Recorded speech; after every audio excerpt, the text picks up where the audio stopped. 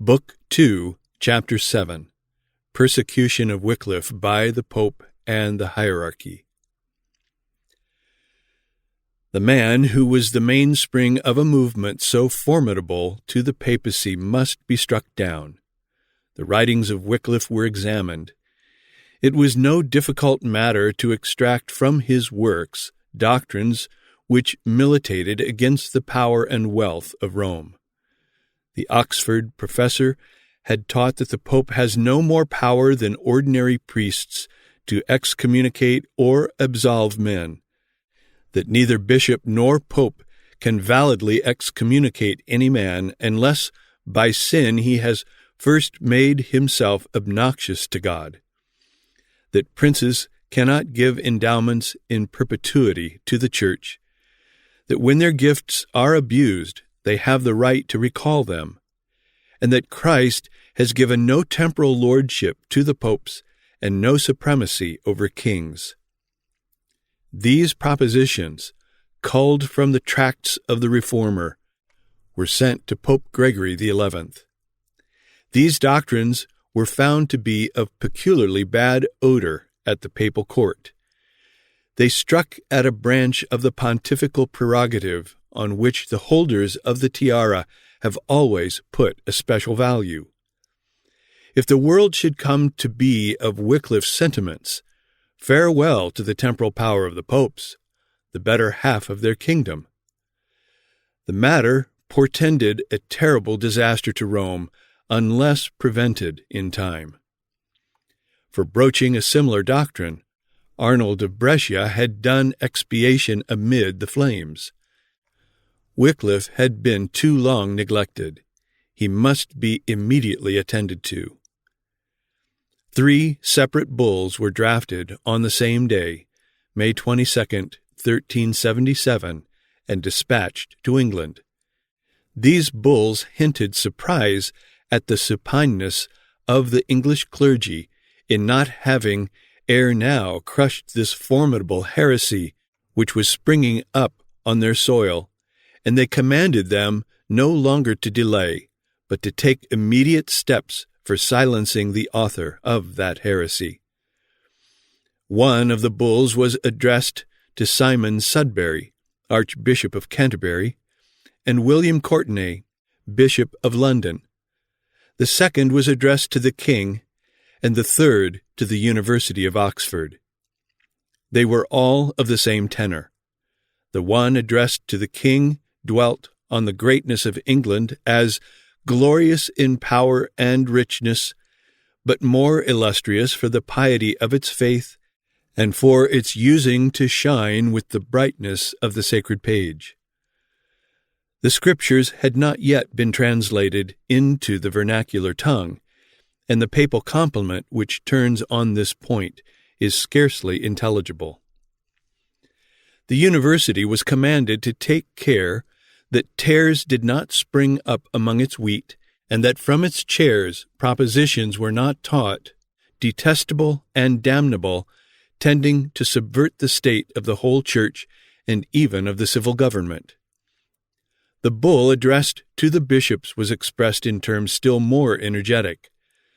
The Pope could not help wishing that the rector of Lutterworth and professor of divinity was not a master of errors, and had run into a kind of detestable wickedness, not only and openly publishing, but also vomiting out of the filthy dungeon of his breast diverse professions, false and erroneous conclusions, and most wicked and damnable heresies, whereby he might defile the faithful sort and bring them from the right path headlong into the way of perdition. They were therefore to apprehend the said John Wicliffe, to shut him up in prison, to send all proofs and evidence of his heresy to the Pope, taking care that the document was securely sealed and entrusted to a faithful messenger, and that meanwhile they should retain the prisoner in safe custody and await further instructions. Thus did Pope Gregory throw the wolf's hide over Wicliffe, that he might let slip his Dominicans in full cry upon his track. The zeal of the bishops anticipated the orders of the Pope. Before the bulls had arrived in England, the prosecution of Wicliffe was begun. At the instance of Courtenay, Bishop of London, Wicliffe was cited to appear on the 19th of February, 1377, in Our Lady's Chapel in St. Paul's, to answer for his teaching. The rumor of what was going on got wind in London, and when the day came, a great crowd assembled at the door of St. Paul's. Wicliffe, attended by two powerful friends, John, Duke of Lancaster, better known as John of Gaunt, and Lord Percy, Earl Marshal of England, appeared at the skirts of the assemblage. The Duke of Lancaster and Wicliffe had first met, it is probable, at Bruges, where it chanced to both to be on a mission at the same time. Lancaster held the reformer in high esteem, on political, if not on religious grounds. Favoring his opinions, he resolved to go with him and show him countenance before the tribunal of the bishops. Here stood Wicliffe in the presence of his judges, a meagre form dressed in a long light mantle of black cloth, similar to those worn at this day by doctors, masters, and students in Cambridge and Oxford, with a girdle round the middle. His face, adorned with a long, thick beard, showed sharp, bold features, a clear, piercing eye, firmly closed lips, which bespoke decision, his whole appearance full of great earnestness, significance, and character. But the three friends had found it no easy matter to elbow their way through the crowd. In forcing a passage, something like an uproar took place which scandalized the court. Percy was the first to make his way into the chapel of Our Lady, where the clerical judges were assembled in their robes and insignia of office. "Percy," said Bishop Courtenay sharply, more offended, it is probable, at seeing the humble rector of Lutterworth so powerfully befriended than at the tumult which their entrance had created. "If I had known what masteries you would have kept in the church, I would have stopped you from coming in hither." "He shall keep such masteries," said John of Gaunt gruffly, "though you say nay." "Sit down, Wicliffe," said Percy, having but scant reverence for a court which owed its authority to a foreign power. "Sit down. You have many things to answer to, and have need to repose yourself on a soft seat." "He must and shall stand," said Courtenay, still more chafed. "It is unreasonable that one on his trial before his ordinary should sit." "Lord Percy's proposal is but reasonable," interposed the Duke of Lancaster. "And as for you," said he, addressing Bishop Courtenay, "who are grown so arrogant and proud, I will bring down the pride not of you alone, but that of all the prelacy in England." To this menace the bishop calmly replied that his trust was in no friend on earth, but in God. This answer but the more inflamed the anger of the duke, and the altercation became yet warmer, till at last John of Gaunt was heard to say that, rather than take such words from the bishop, he would drag him out of the court by the hair of the head. It is hard to say what the strife between the duke and the bishop might have grown to, had not other parties suddenly appeared upon the scene. The crowd at the door, hearing what was going on within, burst the barrier, and precipitated itself in mass into the chapel. The angry contention between Lancaster and Courtenay was instantly drowned by the louder clamors of the mob. All was now confusion and uproar. The bishops had pictured to themselves the humble rector of Lutterworth standing meekly, if not tremblingly, at their bar. It was their turn to tremble. Their citation, like a dangerous spell which recoils upon the man who uses it, had evoked a tempest which all their art and authority were not able to allay. To proceed with the trial was out of the question. The bishops hastily retreated, Wicliffe returned home, and so, says one, that council, being broken up with scolding and brawling, was dissolved before 9 o'clock. The issues of the affair were favorable to the Reformation.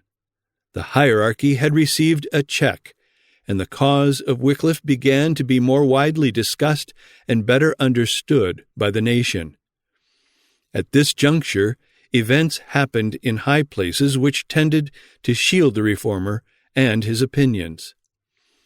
Edward III, who had reigned with glory, but lived too long for his fame, now died June 21, 1377.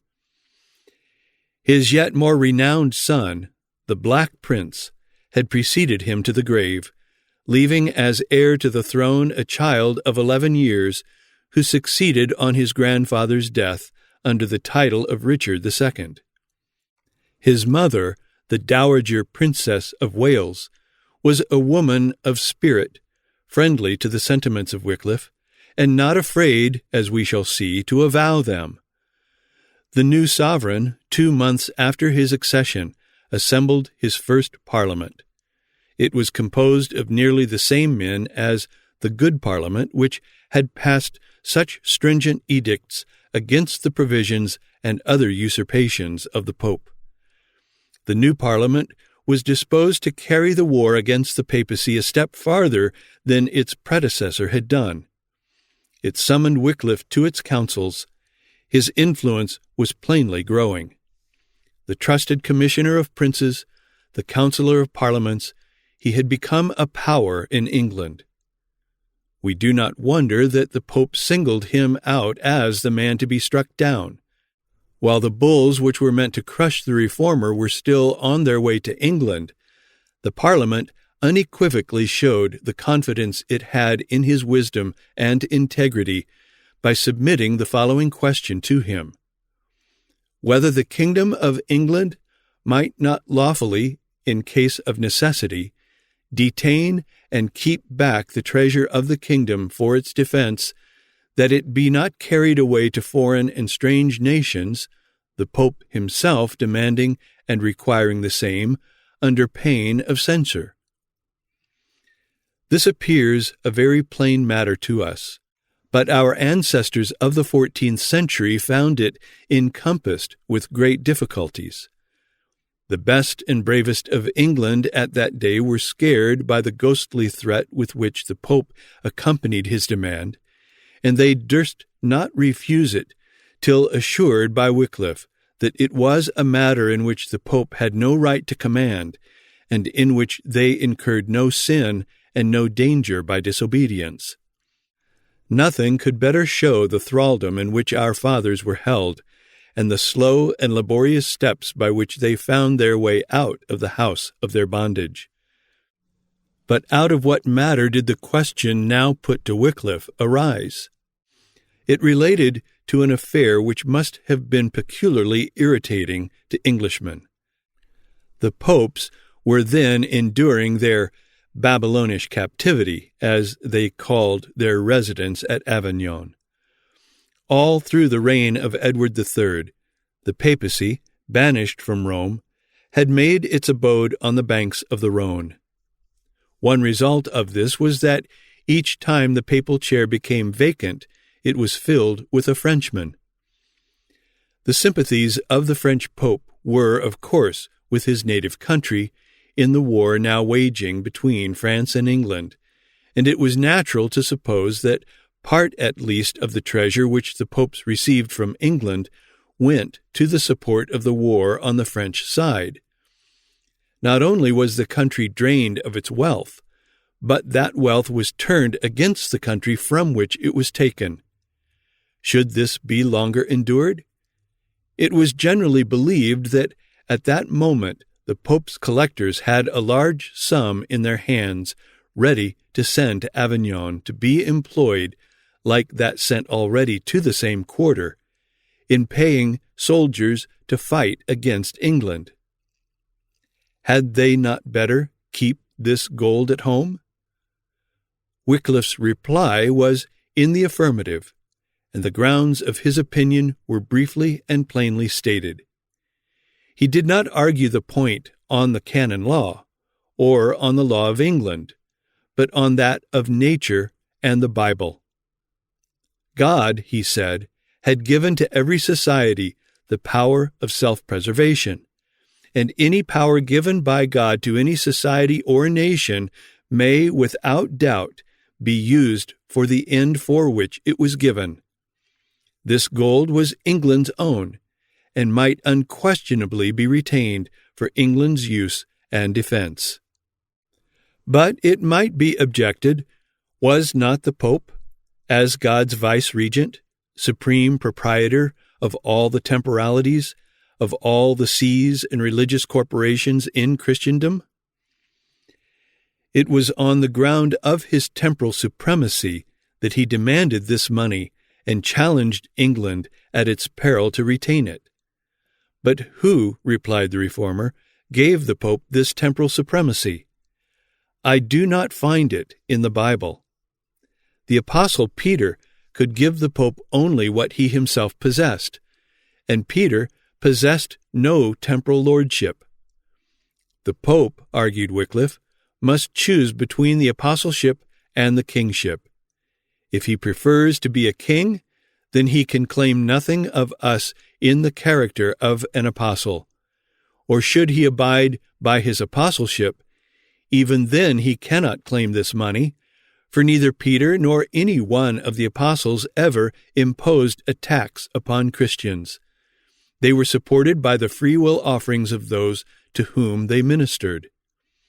What England gave to the papacy, she gave not as a tribute, but as alms. But alms could not be righteously demanded unless when the claimant was necessitous. Was the papacy so? Were not its coffers overflowing? Was not England the poorer of the two? Her necessities were great, occasioned by a twofold drain, the exactions of the popes and the burdens of the war. Let charity then begin at home, and let England, instead of sending her money to these poor men of Avignon, who are clothed in purple and fare sumptuously every day, keep her own gold for her own uses. Thus did the Reformer lead on his countrymen step by step, as they were able to follow.